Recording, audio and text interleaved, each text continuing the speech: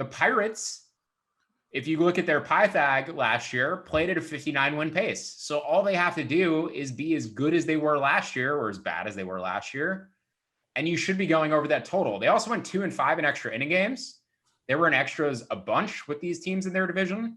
A lot of close games. They have a pretty decent bullpen. They have a few good bullpen arms that can keep them relevant. If you're not aware of Cabrian Hayes, he is the next Matt Chapman.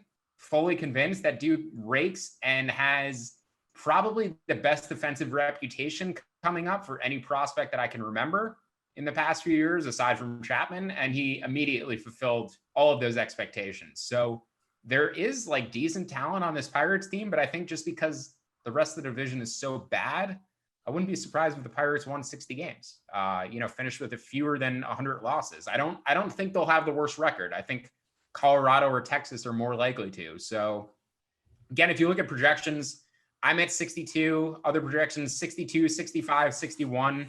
Everybody has this team going over. You can get over 57.5 wins at the Westgate. I think I'd play that. I think I'd even play it up to 58.5.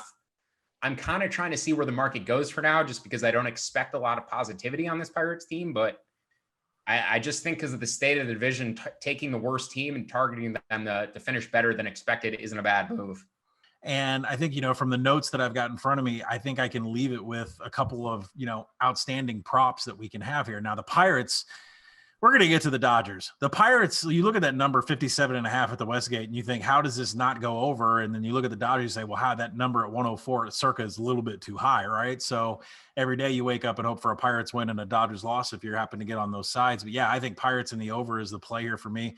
Cabrian Hayes is, properly listed at DraftKings at plus 550 for Rookie of the Year because he is the most electric rookie probably in the group. The other one that I will touch on is Dylan Carlson, and he is not as electric as Hayes, or nothing just jumps off the page with 119 at-bats. By the way, check that out with Rookie of the Year. You're allowed up to 130 at-bats before you're not considered a rookie. Both Hayes and Carlson got close to the 130 but didn't exceed it.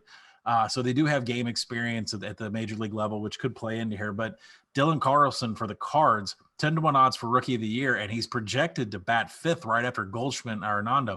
So I'm not saying he's got the tools to win Rookie of the Year, but you could not have a more perfect slot from an offensive perspective than Dylan Carlson is going to get there in St. Louis.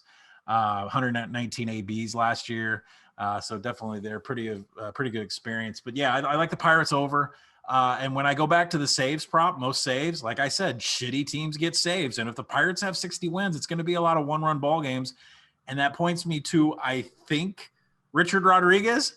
I can't find him on a betting board. I'm looking. But if we see in the next month a full list of saves come out and I see Richard Rodriguez out there, I think he's the guy for the Pirates that's going to get most of the saves. What a fun prop that would be.